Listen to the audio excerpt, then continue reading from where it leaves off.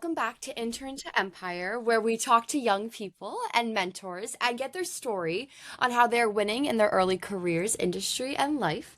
My name is Ava Swinton, and I'm your host. Today on this episode, we have the lovely Ina Swinton as my co-host and my guest Tariq. Our guest Tariq. If you guys could please both respectively introduce yourselves, starting with Ina and then moving to Tariq. Hi, I am Ina Swinton. I am so excited to be interviewing young, amazing entrepreneurs and doers. And I have had a long-term interest in mentoring and how people become successful starting with an early age. And I'm very happy to also be Ava's mom. And have witnessed a journey like that from day one. And that's me. I am Tariq. I am from Lagos, Nigeria. I am a young leader, an emergent entrepreneur, and a multifaceted creative. Over the years, I've committed myself to advocating for urgent societal and environmental causes.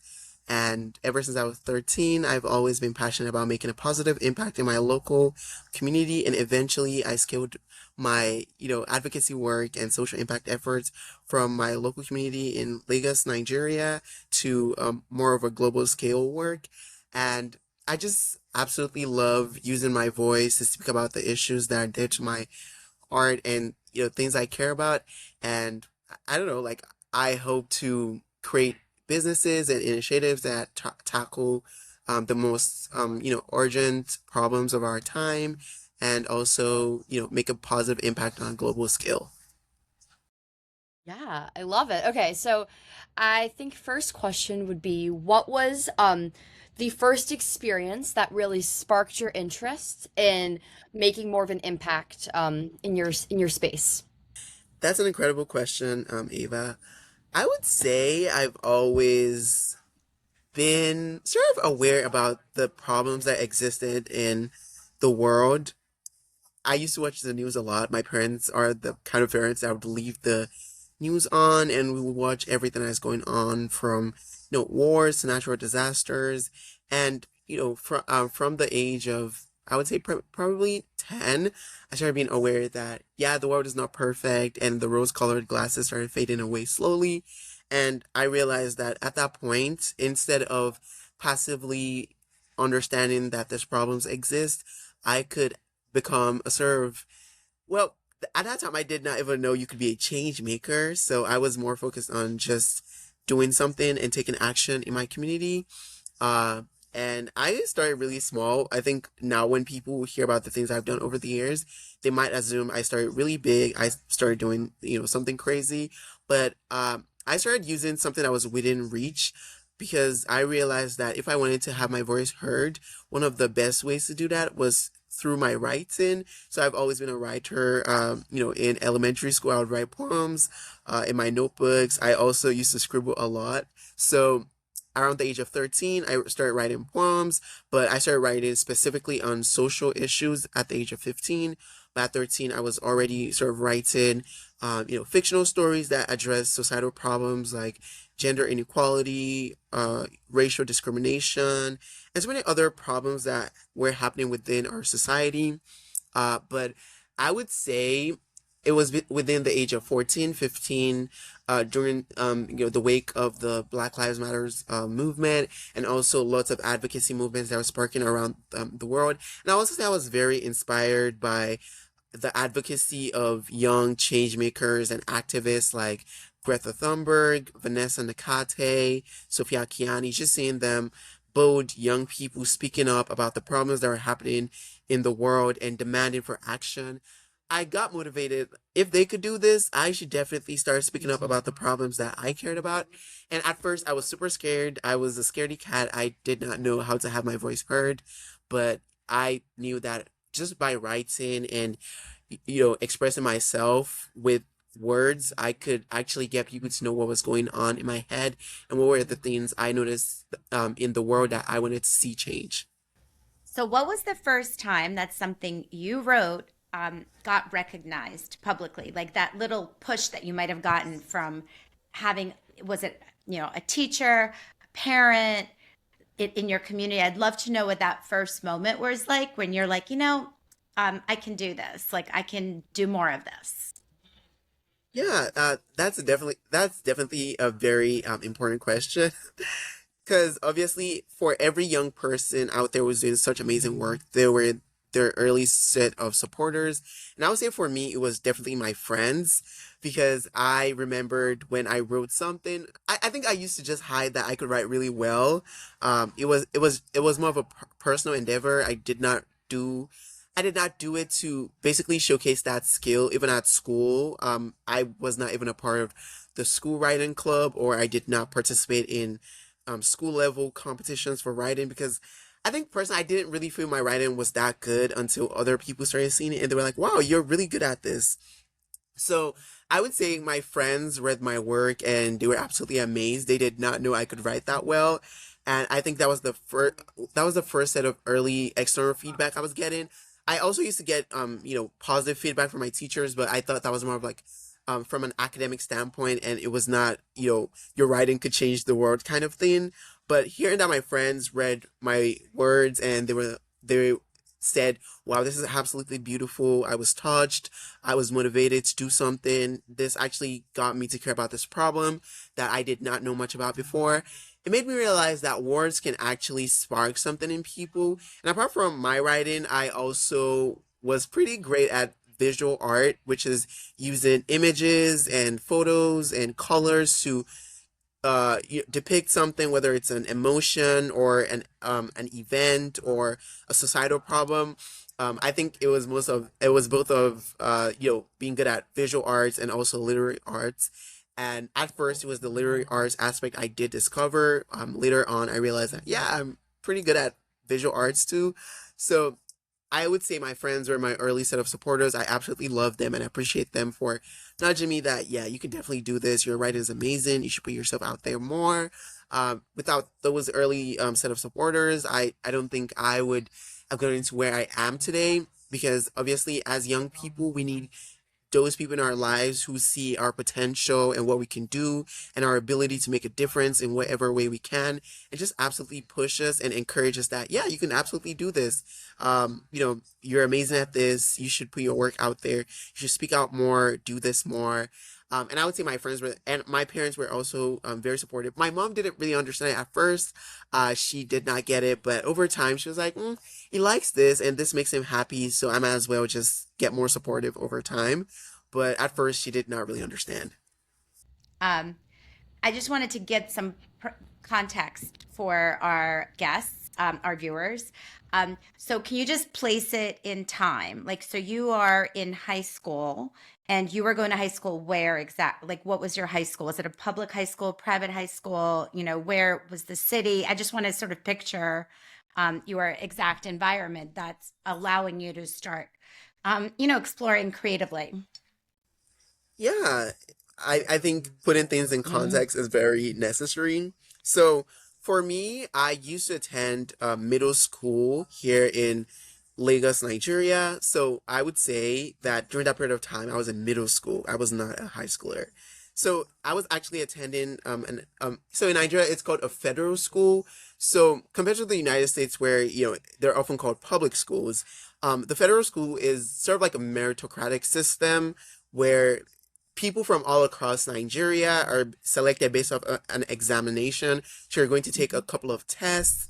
You have to get like a certain score to attend that kind of school. So most of the people who were at that particular schools, they were academically gifted, and they Mhm. had really good scores at that.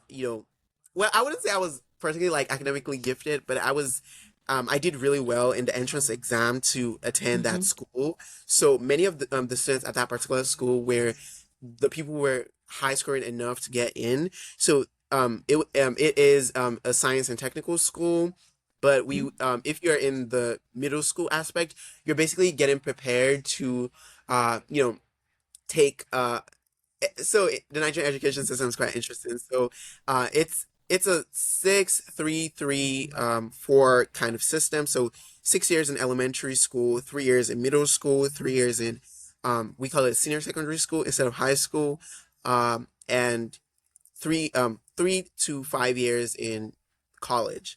So during that period of time, I was in middle school, and I was so grateful that the school is actually one of the best science and technical schools in the country. So there were lots of resources and opportunities for young people who are creative to actually get noticed. Uh, it wasn't absolutely perfect, but there were still those resources in place. And I would say attending that school exposed me to lots of talented young people, and that was how I got to meet my friends who noticed that, yeah, you're really great at this, and they nudged me forward. Within the school, there were actually, you know, English competitions and literary competitions and opportunities for young people who were creative, but I didn't take advantage of that, which I sometimes regret, but I did take advantage of opportunities like that when I eventually got to high school. So I did my high school there for a couple of years before eventually switching to homeschooling. And I switched to homeschooling because I realized that due to my neurodivergence and my many interests, I realized that I was better off being homeschooled than attending a typical school, because as a homeschool student, I was able to get hands-on support and also receive a kind of education that prepared me for a future of service and entrepreneurship. And the school I was previously at, it was mostly centered around helping people prepare for maybe, going to college to major in engineering. I used to take engineering class, which is funny, but now I'm entirely non-STEM, more of the arts, humanities, social sciences, business track. But at that school, I was entirely focused on science and technology. I didn't really take many art classes, and I wasn't the best at sciences. But my parents were quite pragmatic when it came to career paths. My mom initially wanted me to be a petroleum or mechanical engineer. I'm planning to be something entirely different now. But during that period of time, that was the specific track I was planning to follow. But over time, I realized it wasn't really for me. I'm more of the artsy kid, and she had to accept that. Yeah, he's probably not meant to be an engineer. He's more of the creative type. So I would say that was the context. So right now, I am a homeschooled student, and I am currently in my final year of my homeschooling journey. So yeah.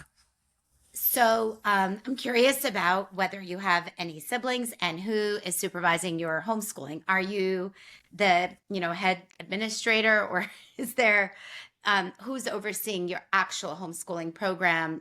Where do you get that? Yeah, so my siblings actually still attend typical schools.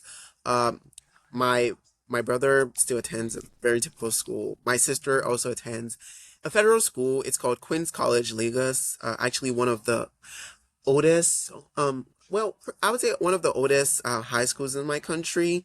Really great school. So I would say for me, my homeschooling, it's a mix of tutors, my mom, and also some things are actually self-directed by me.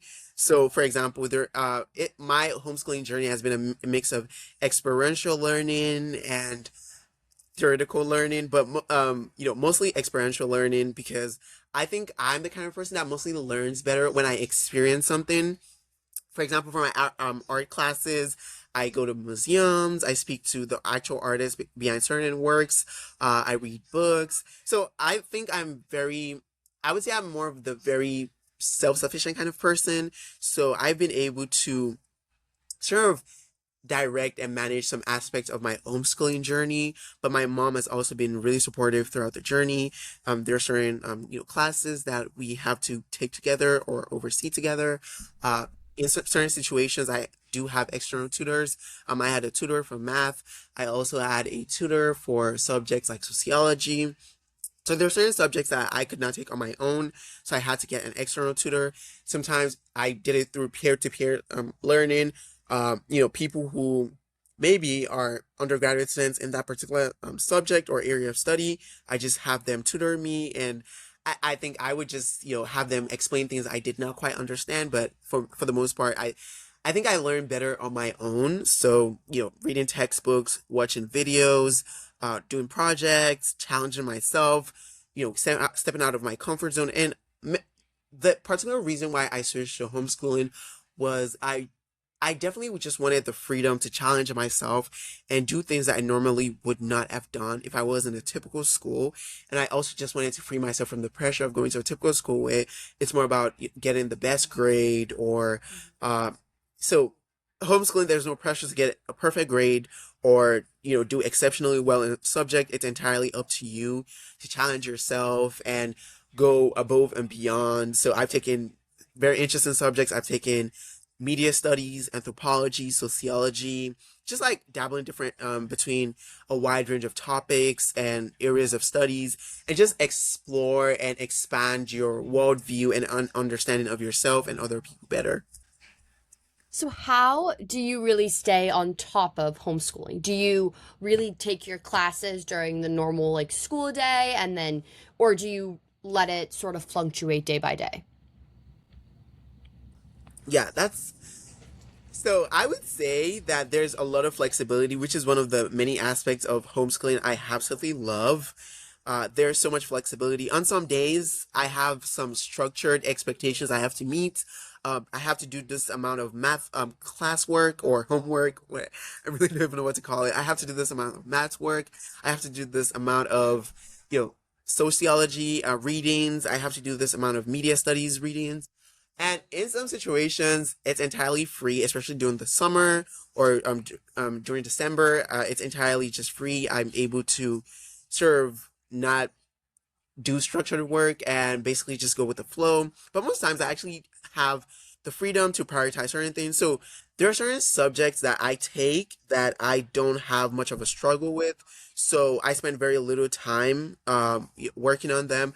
For example, I've not had struggles with subjects like I would say physical and health education, commerce. There are some subjects that I took that I found them absolutely easy. Journalism, I did not really struggle much with them. It was mostly, reading textbooks, watching videos. But there were certain subjects that I needed external guidance, such as geometry, calculus, those kind of subjects. I pretty struggled in them, and I needed some external guidance, whether it's a tutor or a peer, or sometimes I also did make use of online resources like Khan Academy and Schoolhouse the World, just making use of any resources that I could find to aid my learning as a homeschool student. And I would say I would do this again and again. If I could homeschool for college, I would definitely do it because I absolutely enjoy it. And but I would say I absolutely love the flexibility. It has been mostly flexible, but there are some times where I do need structure, where I need to do certain readings, and I also have to, record and um, meet certain curricula expectations because I'm applying for college. So, they need to know that I sort of did this and did that, and I've been able to touch um, all aspects of the high school curriculum before graduating. I have a question. So we can move forward. So your plan, you're now a senior in the homeschool program. So are you considering going abroad outside of Nigeria next year, or are you more considering either, going somewhere there? So I'm curious what your ideal 5-year plan looks like. I think I'm still very indecisive. Oh my God, Hmm. because especially now as a generation, Gen Z, if you're online, it feels like there's so many paths you can take. You can be an Hmm. actor, an entrepreneur, a dancer, a vlogger. It just feels like there's so many options. And I think I've been dealing with analysis paralysis. Oh my God, what should I do next? Should I take a gap year? Should I, um, you know, should I go into politics? I really don't know yet because it's it's Too quite many options. confusing. You have so many options. Yeah, so many options. You really can't decide on what to do next. And as a generation, I think that's something we do talk about a lot about how it seems that, you have to have everything figured out at such a young age.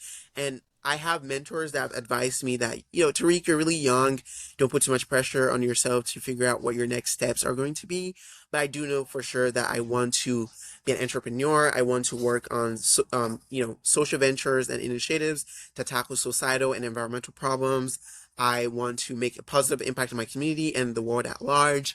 I want to create art. So I do know the things I want to do, but I don't want to lock myself in a specific career path right now.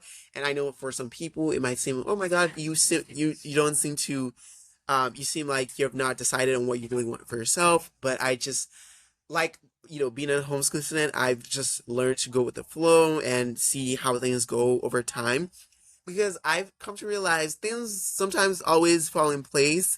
You just have to believe that whatever you're working on or doing is going to lead somewhere and is going to lead to something. And especially when you're doing something unconventional, many of the things I do are quite unconventional, especially here in Nigeria. Being homeschooled is pretty unconventional. Being a young activist is unconventional, but I think I've just accepted that many of the things I do or will do is going to be out of the box, unconventional, and it's going to be quite confusing to the people around me. But as long as it fulfills me, it makes me happy, and it feels like I'm genuinely getting closer to who I'm meant to be. Because I think I'm on a long term journey of becoming. I feel like as humans, we never truly become. It's a lifelong journey of self discovery, of realizing aspects of yourself you never knew existed. I don't know. At 30, I might want to be an actor. At 40, I might want to be a politician. At 50, I might want to be a dancer. So I don't really want to box myself in. I think one quote I've held on to over the years is a quote from a book by Oscar Wilde, The Picture of Dorian Gray. And in the book, the line goes, "To define is to limit." And when people say, "What do you want to be in the future?" I just point out at that quote, because it basically means that when you define yourself too early, you sort of limit yourself or box yourself into one thing. And as humans, we're multifaceted beings. We contain multitudes. So, at different points in our lives, we're going to find different aspects of ourselves. At 19, I might want to be an entrepreneur. At 22, I might absolutely hate that idea and maybe want to be, I don't know, a comedian. Who knows? So, life is all about figuring yourself out and discovering what you really want to do. I had plans of moving to California because I thought, California is just like a mix of two things I absolutely like, entertainment and tech. So I was like, yeah, I'll probably move to San Francisco. Or, well, I wanted to move to LA, but I just eventually fell in love with San Francisco. And I thought I'll probably move to San Francisco and work at the intersection of tech and social good, which is basically using technology to solve societal problems and tackle urgent challenges from, lack of access to quality education, to poverty, to hunger. Just, I know technology cannot solve hunger, but just using technology to solve problems that were happening within society. And I'm also an artsy person. I love creative work. I want to work in the creative industry. I don't know what, but definitely something around maybe script writing, writing TV shows, movies, theater productions, something like that, something around that. But I have the plan of moving to the US, first as a college student, or maybe as maybe on a um an O1 visa as an extraordinary talent. So that was Yep, a the initial creator. plan, but Hmm. with the current administration and the crackdowns on immigration, I just had to reconsider that plan. So, and also my country got placed on a travel restriction by President Trump as of last year. So I had to overthink that plan. I actually did write an article for the Stanford Daily about how, the travel restrictions affects me as a student who initially had plans of possibly attending Stanford. I don't know, like it was possibly because I also did like Brown University in Rhode Island, but my mom was pretty scared when she heard about the shootings. So it's just like lots of overthinking and canceling plans. Like, oh my God, I wanted to do that, but now I have to rethink this. I have to rethink that. So right now, I'm just accepted uncertainty. I might not be able to be 100% sure what the next step I'm taking. And the world is changing so fast with AI and this emergent technologies. The world is going to look entirely different in 5 years. So I don't want to lock myself into a single thing. Like, I want to do this. I want to be that. I'm just like, Tariq, we're going to figure your life out. Don't feel pressured to be 100% certain about what you want for yourself. You're going to discover new aspects of yourself you never knew existed. At 13, if somebody told me that at 18, I would be invited to the UN and I would get to speak on this global stages and represent young people in these spaces, I would tell you, heck no. So now I'm just like, yes, life is going to go amazing. Don't feel too pressured to figure everything out. Just believe in yourself and just believe in God and the universe that things will go well. I personally hope that Tariq, you get to LA very soon. I think it would be a great place from you. You seem like you're gonna love it, and it will love you. But until then, I have seen your TikToks, and um, you're there was one that I remember, the Nepo baby one. I don't know if you remember. I'm sure you make so many, you don't know, but I loved how that's a very current discussion. I feel like every day in the news we're talking about Nepo babies in the US. And your take on it was really funny. So can you just like talk a little bit more about how you see that issue, how that operates in Nigeria or in your life? What do you think? Where does like mentoring crossover? Tell me more about that. Yeah, sure. Oh my God, that was actually a recent conversation in my country on whether nepotism is ethical and just conversations about it. And I think in Nigeria, nepotism is actually a serious problem that ripples across politics, business, the entertainment industry, and it's often talked about how so many people who are currently in whether positions of power or influence almost or always are in it because they had somebody, whether it's a relative or a friend that was previously in that position. And I think the most criticized space where nepotism is quite rampant, where it's oftentimes also really criticized, is politics because Nigerian politics, it's I don't know, like I could go on how much it's it's complex, but yeah, there are lots of conversations on how nepotism, corruption, and cronyism is a severe problem in Nigerian politics, and also whether in business, and how it actually prevents talented people who are not in those circles or have parents who are previously in those roles have a shot at you know those kind of industries or spaces or political positions.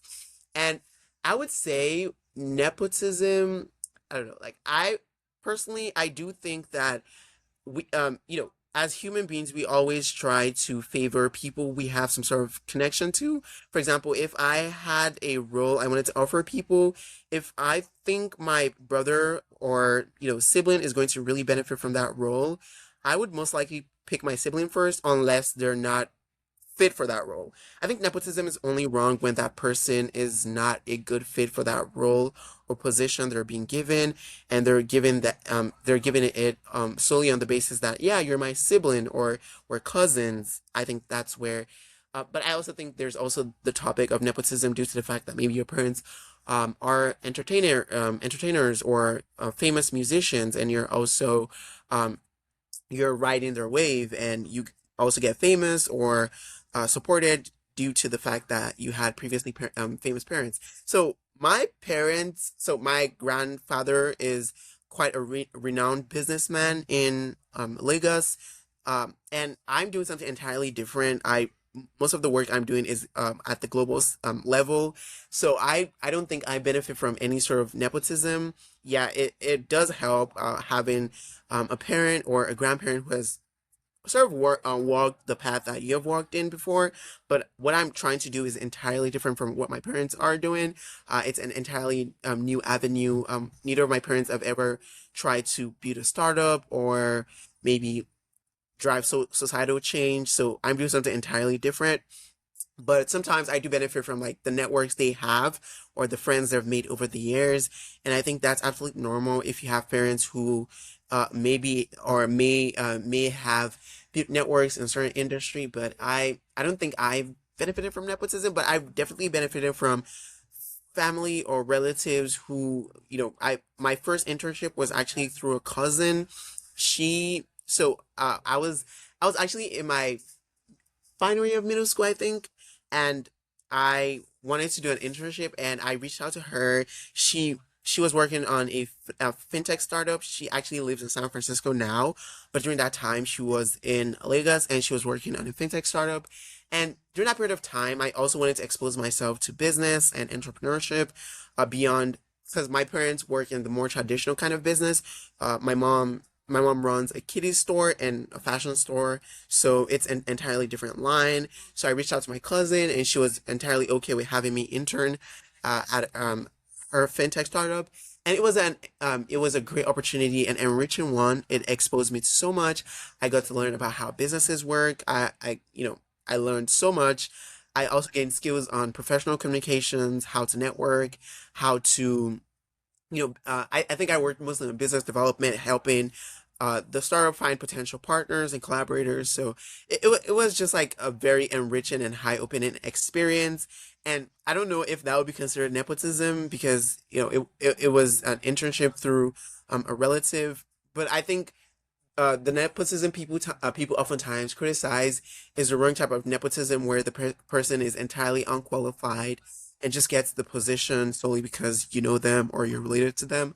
But I think in the case of Yes. my cousin, she does know the skills I possess, and she knew that I would be a great fit for that role, and that was the So yeah, that's my take. Question for you. You Uh, were very young. Oh my goodness, you yeah, were I in was just middle gonna say school. that. That's crazy. What So was your it like? first, yeah. How Yeah, old like, were so you? being in middle school, what was it like to work at a tech Company. startup?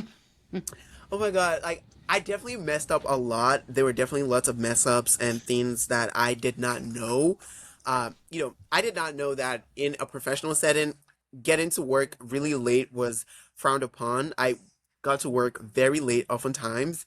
And I also think another kind of mistake I made with I think it was also my first time in a professional setting, and every other person was educated. They had degrees, they had years of experience, working in the financial space. And sometimes, like, we would have meetings, and I wouldn't know like what to say, or it was just like there was also there were also times I felt like I didn't really belong.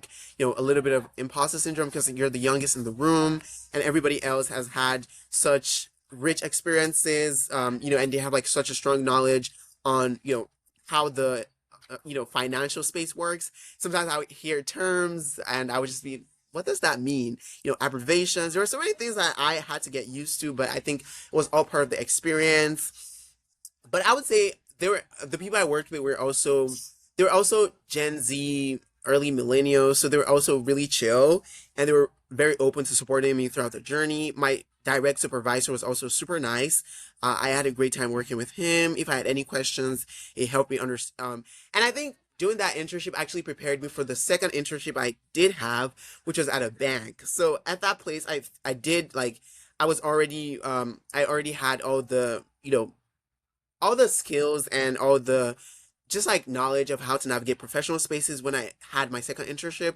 So my all the mess ups I had at my previous internship actually prepared me to be a better intern at the bank I did work at. So at the bank I actually worked in corporate sustainability and responsibility, and that was also absolutely amazing. That was actually the opportunity that exposed me to so much, how to make a positive impact from the corporate aspect, how, we could expand financial literacy and also an understanding on how to, preserve wealth and so much more. I got exposed to that aspect of, just like growing up as an adult at that internship. It was an amazing experience. And I also found like allies and mentors and just like people that are still supportive while I'm on my journey. And the head of my department, the head of sustainability at the bank I worked at. So I worked at a bank called Wema Bank. It's one of the, I think, oldest indigenous bank in Nigeria.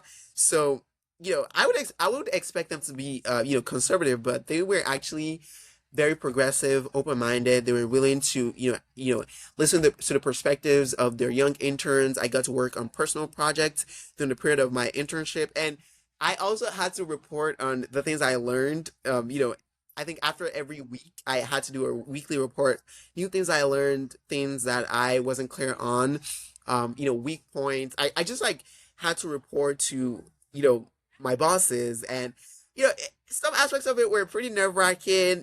When it came to networking or having to attend events where you had to interact with people who were 3 times older than you, with all these fancy titles and who have done such remarkable work over the years. I think that also boosted my confidence that yeah, I could really do this. I could someday be a CEO. I could someday be a banking executive. Just like that level of exposure, and I think it also helped me understand how the corporate world was pushing the sustainable development goals because the bank was heavily doing things to push the United Nations SDGs, from quality education to reduce inequalities, just like pushing the sustainable development goals and making a positive impact in the lives of their customers and the communities where the bank operates in. So it was an absolutely amazing experience, and I love that during those 2 internships, I was there to actually learn. I was not in the internship for the sake of doing the internship. It was actually an experience to expand my worldview, to build new skills. And during that internship period, I built better communication skills, negotiation skills, how to make slideshows and presentations. Also, how to network. I think I don't. I still suck at networking, but I think that period of time was also a great way to sort of learn how to interact with people and introduce yourself and show value. So yeah, amazing experiences.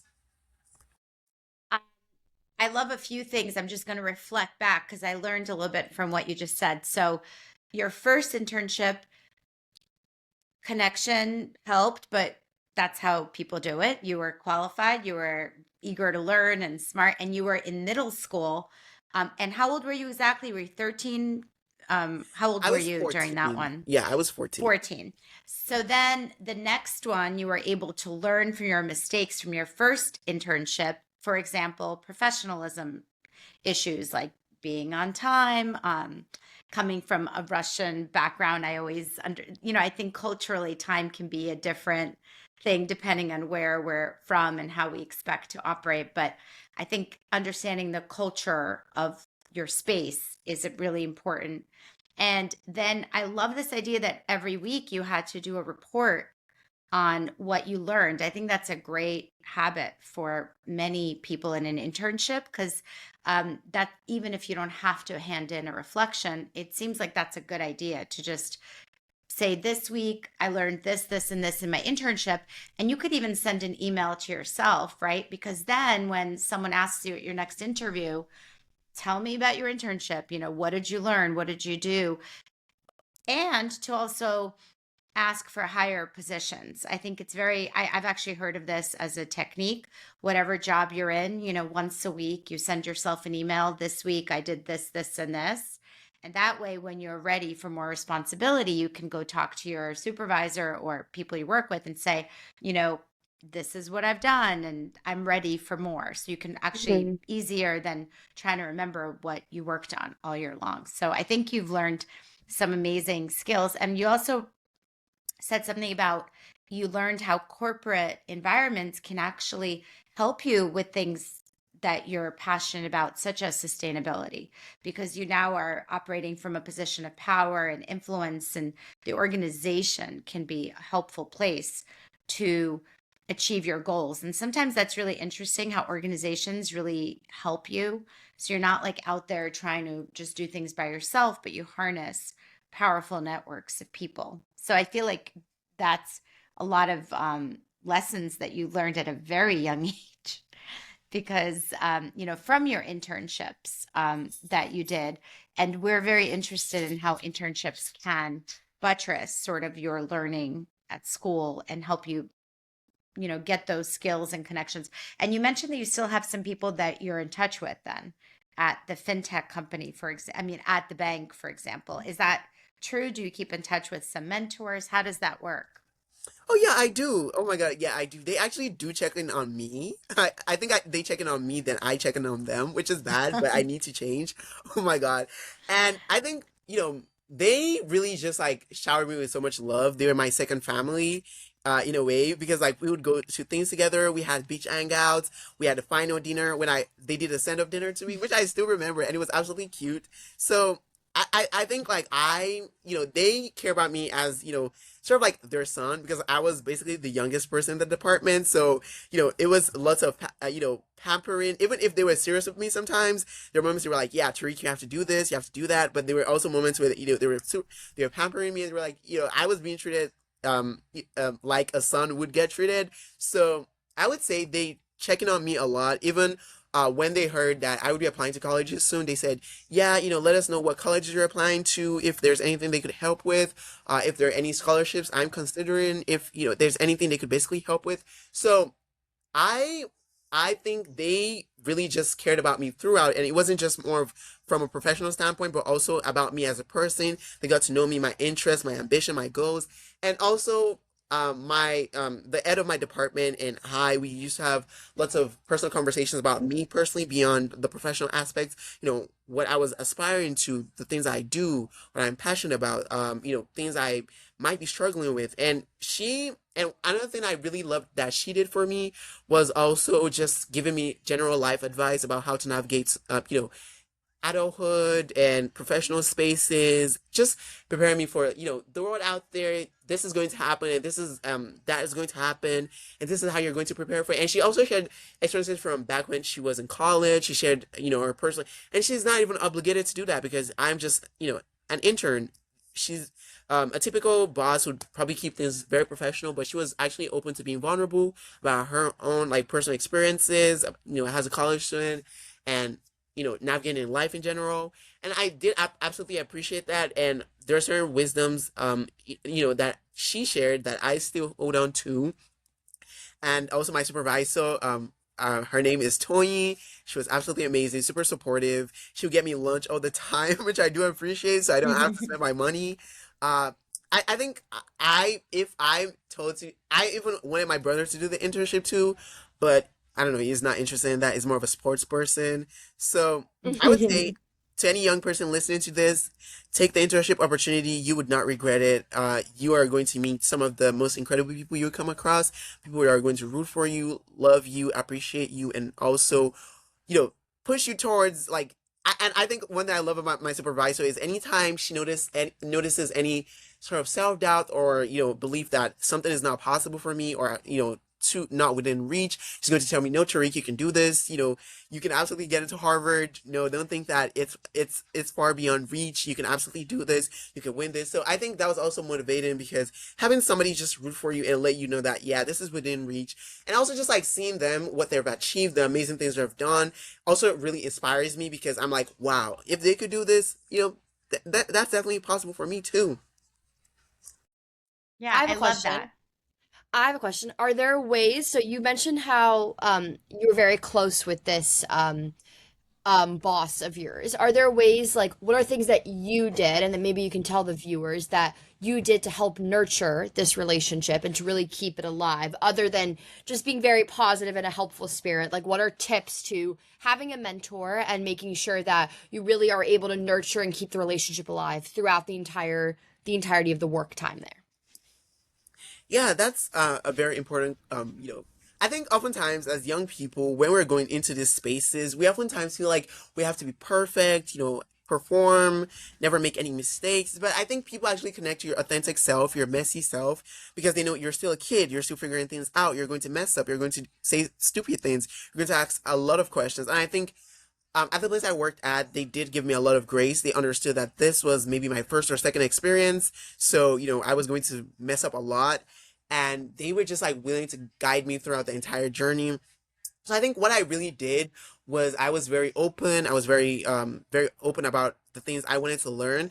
Initially, on the first day, they did ask me questions like, "What do you want out of this internship? What do you want to gain at the end of this internship? What do you want to say? Oh, I gained this and I gained that at the end of this internship," because they didn't really want me to just work for the sake of working because I was going to be there with them for 6 months. So they wanted to see tangible outcomes and benefit from me being involved because it's a bank. Nobody would expect a teenager willingly coming to work at a bank because oftentimes people think working at a bank is a boring job, but I did enjoy my job. We joked a lot. We had fun.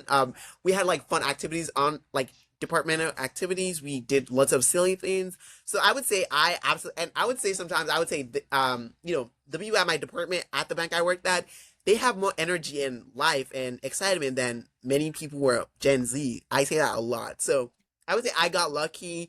There were people who were really willing to see me grow and wanted that internship I did to be a springboard into greater things beyond just working for them. They wanted it to be an opportunity to springboard into something. And during that internship, they could have entirely been super nonchalant. They could just say, "Oh, this kid is just working for us," not be entirely invested in my growth or see me, develop any new skills, and just come in every day, bring out my laptop, work on spreadsheets, pack my bags, and go home. But I didn't do that. They actually wanted to see me grow. They wanted to see me evolve. They wanted something where after that internship, I would proudly say, yes, I did this internship and I was changed. I was positively impacted and there were imprints that, I worked at these specific places and I picked this and that from there. So my advice to young people is, be open, ask questions. When you meet somebody for the first time, mention that this is what you want to gain from this internship. So for me, working with them was actually an opportunity to understand the corporate aspect of sustainability work and also understand how the corporate world was contributing to driving the sustainable development goals and making a positive impact in the communities they operate in. That was like the main goal. And I think I was specifically given that department because on the first day I was talking about like all my social impact work. So, we first did a training before we actually got selected into different departments because like at a bank before you specifically work, you have to go through like a couple of trainings. So on the day of the training, we were asked questions about our personal interests. So if you seem more of the artsy person, you might end up getting sent to the marketing department. And the marketing department is so cool. Oh my God. Like I wish I was in the marketing department because they were making videos. They got to go out. They did so many cool things in the marketing department. Like sometimes I was even jealous of people who were in the marketing department, even if my department was absolutely amazing too. So on the first day, I was already talking about all the social impact work I did, and everybody was just absolutely amazed that I already did public demonstrations to raise awareness about climate change, and also running a local nonprofit and so many other things that I was doing.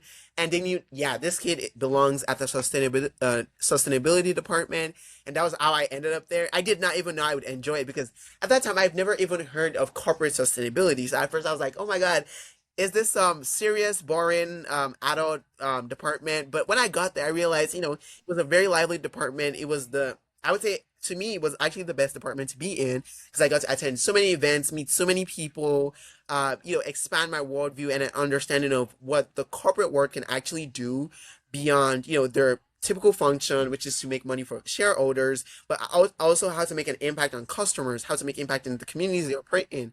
So I would say that as a young person, when you're doing an internship, beyond the practical value of just gaining work experience, it's also a great way to expand your network, to meet people, to understand how the professional work operates, and also just like to challenge yourself because working in a professional space, there are certain things that you've never done before that you might, before that, I've never made a slideshow to convince a bunch of executives to take on something. That was the first place I ever did that, and it was also the first place I ever co-managed, a program. So when you first get there, you're going to be challenged. You're going to feel a little bit awkward, and if you're like a bit perfectionistic, you might have a hard time at first.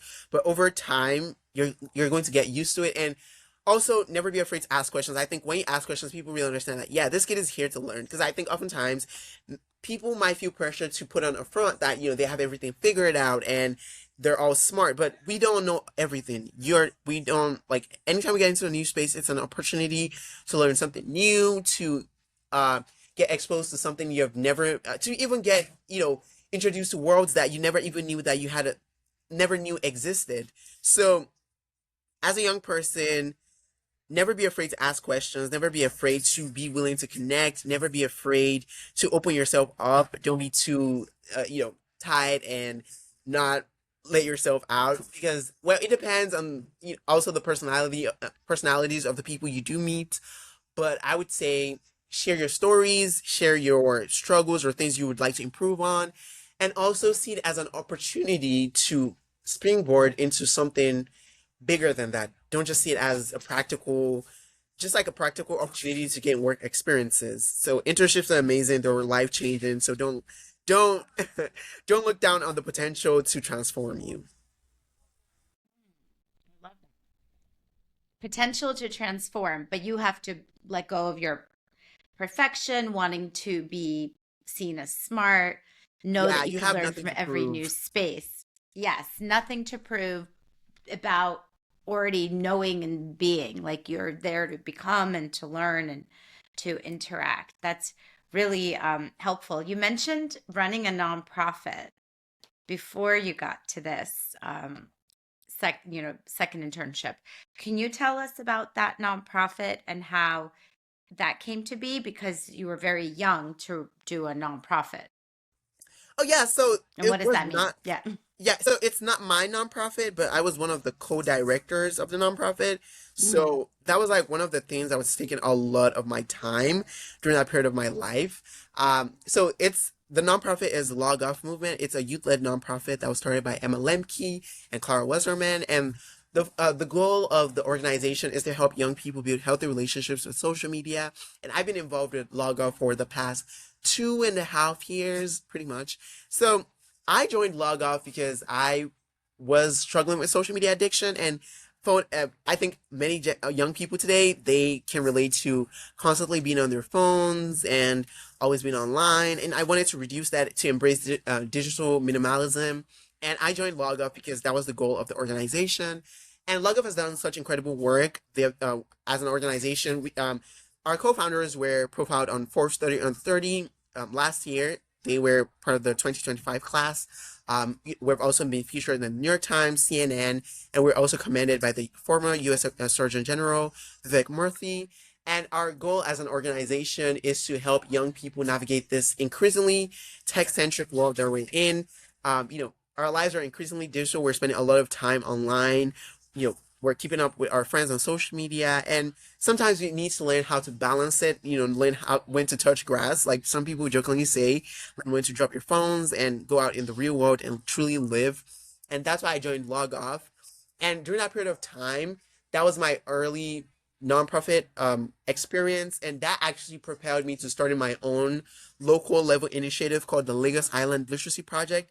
And I started that project because I noticed that in my community, tons of young people lacked the skills and competences that they needed to thrive. So I would say, due to the fact that due to my early exposure, I was able to gain a diverse range of skills that helped me in the internships I did. So from an understanding of civic literacy to emotional literacy, just like understanding having these different skills really helped me navigate professional settings, knowing when to speak and when to not speak, how to empathize with someone. So unfortunately, many young people never get the opportunities to develop this kind of skills.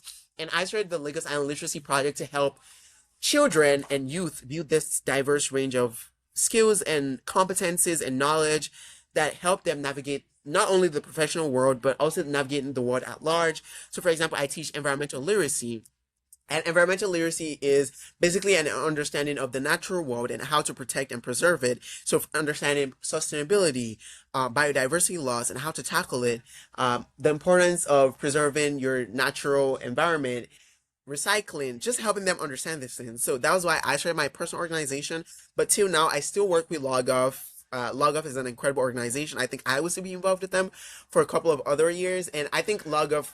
I think I would say for me, every single thing I ever did propelled me to something different. So if I, anytime I get involved with this, I realize a new passion I did not know I had, and that propels me to something different. So while I was working with Logoff, I realized that I had a passion for helping people, helping people create safer spaces, safer digital spaces to be precise. And I realized that in this age, social media has become the new third space. So a third space is where people gather beyond their home or workplace. So social media has become the new third space for many people, and unfortunately, it's not safe. It's riddled with problems such as cyberbullying, hate speech, misogyny. So I was like, yeah, like this is definitely an issue I could take on and bring attention to these problems that are happening these digital spaces. So I eventually started advising social media companies. So by the way, I'm currently on TikTok's Youth Council. I'm one of their members, and we actually had a That's summit right. recently So I absolutely love working with TikTok. One of my biggest roles, and one that I do cherish so much, working with TikTok has been absolutely amazing. And just hearing them center the voices of young people and actually listen to our perspectives and ideas to make the platform safer for its young users have been absolutely amazing and empowering. And I would say oftentimes social media companies often overlook the experiences of young Africans on their platforms. And I really love that TikTok took the step that we want to listen to young Africans, we want to listen to their lived experiences, we want to listen to how TikTok has been for them so far. And right now, our focus is just make the experience of using the app more enjoyable, because the goal of TikTok as an app is to inspire creativity and to connect the world. And there are obviously going to be bad actors who sort of make that a difficult goal to achieve. So right now TikTok is trying to ensure that no matter who you are, you're going to have a positive experience on the app, and you're going to be protected from cyberbullying, hate speech, sextortion, and so many other problems that people deal with in digital spaces. And I would not know if I had a passion for that without the work I did with Log Off. So, like I said, as a young person, take on these different opportunities because they oftentimes lead to something else. Like sometimes you might feel like something is not for you, and when you eventually do it, you're like, "Wow, I did not know I'm really good at this." So, I would say my work with Log Off eventually led to something. And while working with TikTok, I've also been able to advise a wide range of startups. I currently advise Knots, which is a new social media app. It's non-algorithmic, and it's an alternative to people who do not want the typical social media with algorithms, where they just want more of a chill, laid back platform. And I'm also on the Gen Z Council for Gen Z board, actually, not a council, but yeah, Gen Z board for a new platform called Newsreel, which is sort of it's like a place where you could get news updates more in the form of like short form content, where you could get like news updates on things that are going on in the world, like recent news updates. So I think my work with Logop actually prepared me for this eye level roles and this advisory positions, and being able to have my insight listened to as a young person. Sometimes like I still say like I'm just a teenager who's figuring life out. Like I cannot believe these adults take me seriously and they actually want to listen to my insights and the perspectives I have, because in a way it's unreal, because I used to be a passive TikTok user. I was just casually scrolling and boom, I'm one of their youth advisors. Wow. I have a question about the two startups, I have two questions actually. So, the non algorithmic one is called Nuts, or what is it called? Not. K It's N called O it's T called S. Knots. I can drop the link so you can find their website. It's a great app. Yeah, because that sounds really cool. And then the newsreel one, what is that called exactly? Newsreel. Newsreel. And is that where, for example, if I liked a bunch of videos and I wanted to share them with someone, I can collect them in my own newsreel, or does the news app do it for you? Like what is that business? Okay, so Newsreel, as an app, is trying to advance news literacy, especially in an era where we're constantly riddled with information. But now we cannot always Mm-hmm. verify if something is true or fabricated. And right now, there's Mm-hmm. lots of misinformation and disinformation out there. So the founder of Newsreel, his name is Jack Webster, really great guy. He started Newsreel Mm-hmm. because he realized that this generation is growing up in an era where they're inundated with so much information, and he's trying to help them have a platform where they can find the right kind of information. And the goal of Newsreel is to help this generation and the next generation understand the world and their place in it.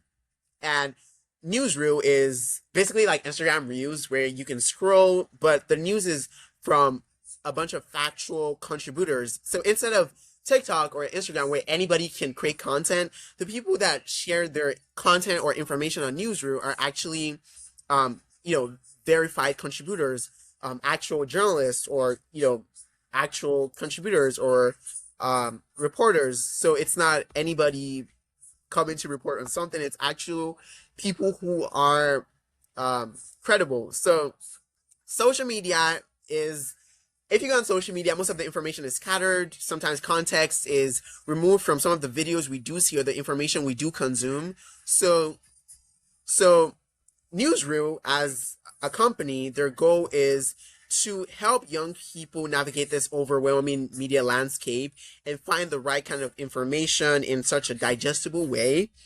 And they're, I think I would consider them the platform for this new era because the way we would be consuming news in the next few years is going to be entirely different. And I think Newsreel is here for the task. And I cannot wait to just see them scale and actually become that platform. Yeah.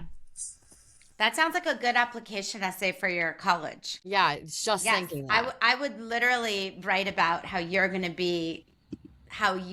be there for to solve, like, I think one of the biggest problems that we all have now, where everyone is siloed off and not, the news I see is different than the news you see. We don't know what's true, what's there. I mean, the reason I was asking about that is because I share a lot of videos with my family, and but it's hard for us to sort of consume news together because you'd have to sit down with me and look at this reel at the same time.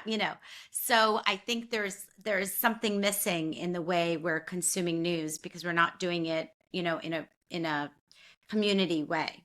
So I think you should be writing about you could be writing about this for because this is sounds like a fantastic opportunity that you're working with both TikTok and this and these two other startups in sort of a similar space. And I wanted to ask you to go back with the startup that you did about the literacy project. So to break it down for a second, you said I wanted to do a startup in this literacy space. What was your actual first action from like the moment that you said, okay, I'm going to do a startup in this space? Like if you had to say, I'm talking to you, I'm saying, okay, well, I'd like to do a startup in SpaceX. What did you do? Did you sit down? Did you write like an idea sheet? Like what was your process from the idea of wanting to do this literacy startup to actually getting it out there? Let's say month 1, month 3, month 6. I'm curious because it's a big thing to do. I would say I'm the kind of person that when I get an idea, I immediately act on it. Like right now, I'm actually ideating a new initiative I want to start for young men and boys. So I'm the kind of person that when I think of an idea, I'm like, ideas are cheap, execution is everything. And I think that's what Silicon Valley runs on because everybody has ideas, but Mm-hmm. the people who eventually Mm-hmm. succeed and actually do something great are the people that immediately they get an idea, whether it's even if the idea is crappy, if the first iteration of whatever thing they're working on does not make any sense or it's something they would cringe because I think it's common to hear that when you're doing something great you're going to cringe at the first iteration of Yes. whatever you did. So one thing I do tell Always. myself I is love that. I love that. It's perfect. yeah. So Exactly. one thing I tell myself is when you think of an idea, do not overthink it. Just do it. The Nike slogan, just do it. Because you never really know what could come out of something you do. Because you could do something that you thought was, maybe something you thought about and you didn't really think it could go anywhere. And boom, it's actually something that everybody was looking forward to. And I always treat every potential idea I have as something someone out there has been looking forward to because you even if your idea makes no sense, you have to believe in yourself because self-belief is very important for an entrepreneur because sometimes And the every other first person step might to not. every idea. Yeah, so sometimes like the vision you have, every other person might not see your vision. That's why it's oftentimes said that you should be your biggest supporter, you should be your biggest fan.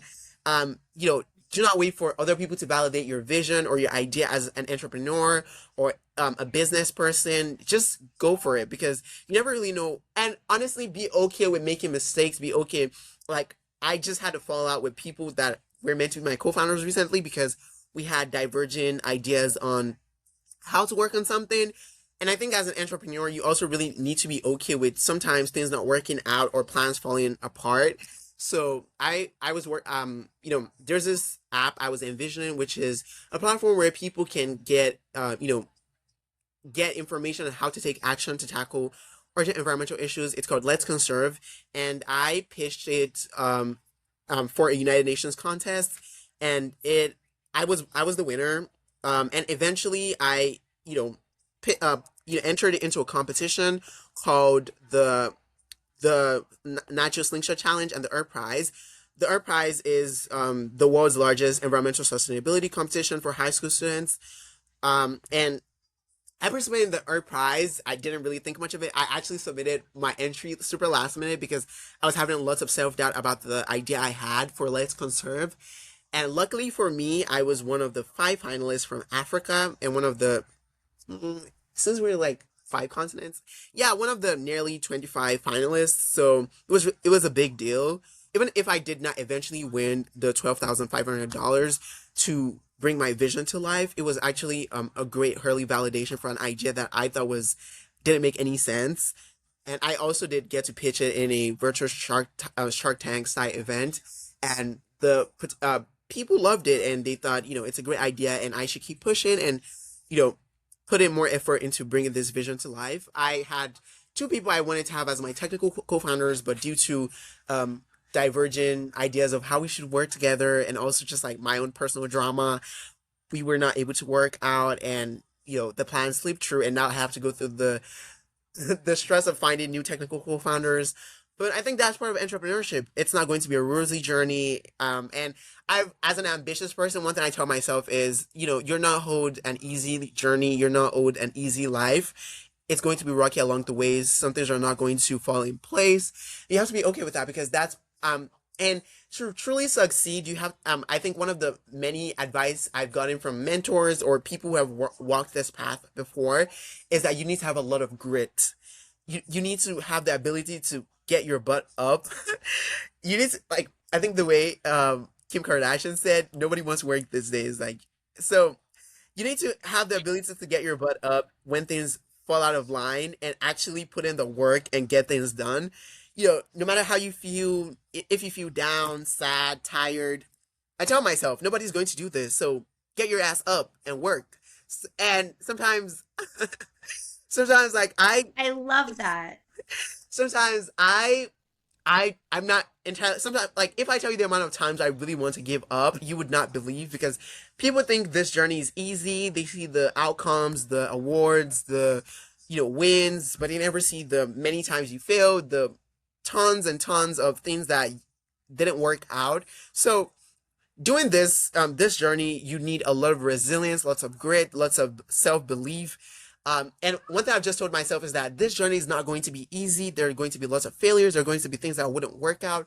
But I should just believe that all of the sacrifices, all of the late nights, the hard work, the failures, the wins, it's all going to lead to somewhere that I'm going to be proud of. That, yes, I'm so glad I stick to this. Because what if I gave up when I was getting cyberbullied for speaking out about misogyny? I would not be one of TikTok's youth advisors. I would not be on their youth advisory council. I would not be one of my country's most recognized young change makers. So it required believing in myself and believing that everything I do matters, even if it didn't matter in the initial time I started. So any young person listening to this, believe in your vision, believe that whatever you're working on is going to lead into something beautiful. It might not look that way at first. It might look very messy. It might make no sense. People might make fun of you. Other people might not they might even think you're crazy. But do believe that it's going to lead somewhere. I I think I'm gonna love cry. it. So passionate, so moving. Okay, And Tariq, I so want to ask you. truthful, and actually, for any adult, like adults don't are also always going through these cycles of new ventures, not believing in themselves. So I think it's wonderful to have Tariq. You're so wise for your age, and you've definitely taken in all these lessons, and the way you presented, I feel like, yes, we I can love do it. this, right? Like your enthusiasm for the possibility of any one of us is really infectious. So I commend you on that Thank you. And positivity, because truly, we the all world have has lost so it. many And taking the possibilities. first Yeah. steps. Oh, wait. Yeah. And taking the first steps to really take strides towards things you're very passionate about, not letting anyone tell you that issues and problems you're passionate Yeah, about as shouldn't long be as you heard, exist shouldn't in be this talked world, about. it is possible. You know, nobody thought Barack Obama could be America's first black president, but he did it. So, as long as you exist in this world, nothing is within reach. Well, flying in the sky might be impossible, but there are certain things that Yeah, are very yeah. much As within long as reach. like as long as the physics allow it, if the Yeah. physics Exactly. allow it to happen. But Okay, you I should want not to be the last. one that says you should definitely be your number one fan. Like, I agree. Like, don't be the one that says this can't be done to yourself, because let other people do that. Like, you need to nurture your own excitement for yourself and what the things you're passionate about. So I love that. And I love the get your butt out, because just because you want something, you've got to like Yeah, no one literally is going to do the work physically, for you. you know, yeah, nobody's Love doing it. the work. You're not owed a rosy road to anywhere. You know, you've got to earn every moment of that road. Love it. So I have one more question for you, Tariq, before we Hmm. finish up this episode. And I ask this to all my guests, and I would love to know what are three things you're looking forward to in the future? I used to say in the coming year, but now we're in the new year. So looking forward to in the next couple months.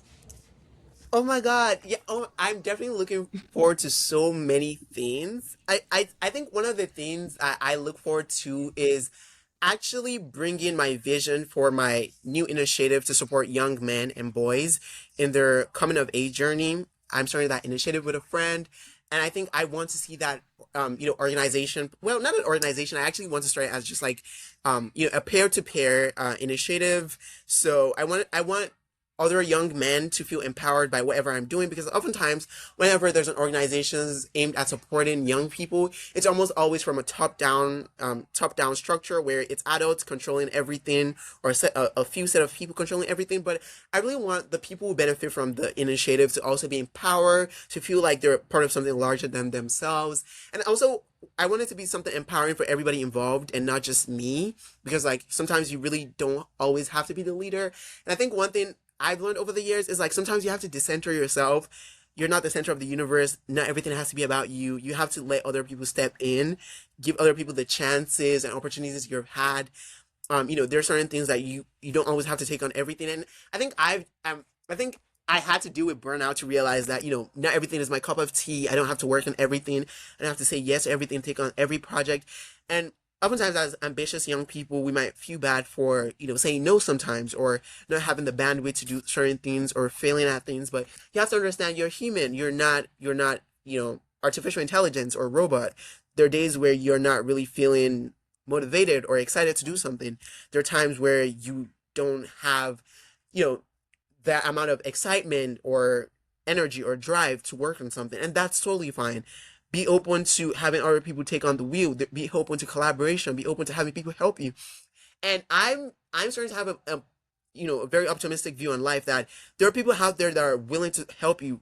Like, there are 8 billion people in this world.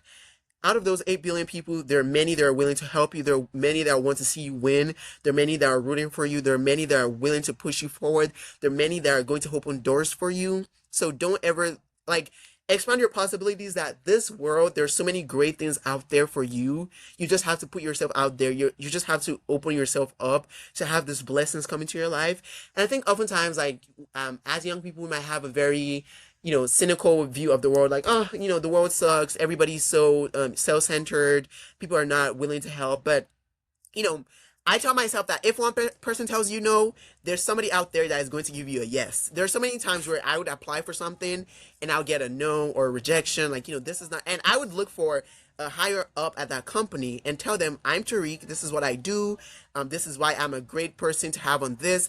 There was this opportunity that I missed the deadline for, basically, and it was even entirely for people based in the United States. And I was not eligible, and I reached out to the person and I told them about the things I've done and why I'm grateful for this. So oftentimes, most of these rules and things that you think are not possible, it's just like based off your self perception that it's not possible for you. When you unlearn those limits, that, yeah, as long as we're in this floating rock, I can be president. I could do this and I could do that. Yeah, it might never happen. Like, I think this line from, I don't know if you know this song. It's from Billy Joel's Vienna, which is, "Slow down, you crazy child. You're Yes. so ambitious for a juvenile." And the line, "Dream on, but don't imagine they'll all come true." So you have to dream, but also know that it might not all come true, and that's absolutely okay. But that does not mean you should tame your dreams, or think that something is too far within reach. Believe that something is possible for you. if they can do it, I can do it. If they could have that amazing life and do all those amazing things, it's within possibility for me. And no matter where you start from, no matter your background, the world is very unpredictable. Like today, you could sleep as, a student who has done nothing remarkable, and tomorrow you could be the internet's biggest superstar. So the world is very unpredictable. So you really need to be open to the possibilities that your life can be amazing. And I think, that's something I nurture myself. Anytime I see myself being all gloom and doomy and like, oh, the world sucks, like, oh, everything is now falling in place, I just tell myself, shut up. Things can get better anytime. Like, don't don't try to put it. And obviously self-doubt is very human. We all experience self-doubt, no matter how confident, no matter how you know confident, cocky, self-believing you are. There are going to be moments of self-doubt. There are going to be moments where you don't believe in yourself. There are going to be moments where you don't think that anything is falling in place. But the people who eventually succeed eventually think that there's always going to be a road, there's always going to be an end of the tunnel. So be be patient enough to see the results of your hard work. I think many people, it's not, everybody is hardworking. There are many ambitious people in the world. There's so many people with big dreams. But the reason why many people never get to see themselves win is because they were not patient enough to see the end of the tunnel. They give up too soon. And sometimes, like, I would not say, apply that to everybody, because sometimes it's just circumstances, whether, their background or the location, or it just didn't work out for them in that particular period of time. But sometimes it's just that people did not wait for the end of the tunnel to actually see where their hard work and their dedication and their dreams could take them to. And what I tell myself is, I don't know where I'm going to be in the next 4 years, 5 years. So, like I said earlier, I'm open to whatever possibilities. Who knows? I might be the governor of California someday. Who knows? I might be a nurse. Who knows? So just be open to the possibilities and do not limit yourself. As a young person, especially in the world we have today, there's so many possibilities. Do not limit yourself. I was just going to comment that the Vienna reference is so on. I think we've talked about that song with one of our guests who's a composer who also talked about patience as well. And he has an Emmy. I mean, he's won an Emmy for his composing. And I do believe patience was also one of the things he spoke about, that people give up too soon before they see the fruit of their labor. And so I love that at really young age, Tariq is talking about the same thing. So that's really pretty brilliant. So I thank you for all your life advice. I think you're definitely wise beyond your years. I'm gonna remind myself to have patience. So, and then Ava, go ahead. Yes, I was just going to say thank you, Tariq, so much for being on the podcast, for being such an incredible guest, for giving such amazing advice. Thank you, Ina, for being an incredible co-host. And yeah, thank you to all our viewers for watching this episode. And we hope you tune into the next one. Thank you, guys. And thank you, Tariq, for sharing so authentically. Like, you're really being, very gracious and generous, I think, with sharing yourself and your story. And I hope that our viewers there's so many things to grab in your story, that even just one thing can really turn around somebody's journey. So I really encourage everyone to just listen to this like multiple times per day. Yeah, thank you so much for having me, Ina and Ava. I absolutely enjoyed this episode. It was just, such an honor to share my lived experiences and just to share some of the, wisdoms. And, I would say I'm a living proof of the goodness of other human beings. Many of the things, I've just been somebody believing in me, somebody supporting me, somebody opened a door for me. And whatever I'm going to say to both of you now is, if you ever see any young person with a potential, nudge them, support them, root for them, because, many young people out there, they have the potential, they have the drive, they have the talent, but they just don't have enough self-belief, and they don't have people around them. They don't have a village around them rooting for them. And I think it's important, anytime a young person is down on themselves, tell them, you can definitely do this, sweetie. Like, don't overthink it. It's within reach.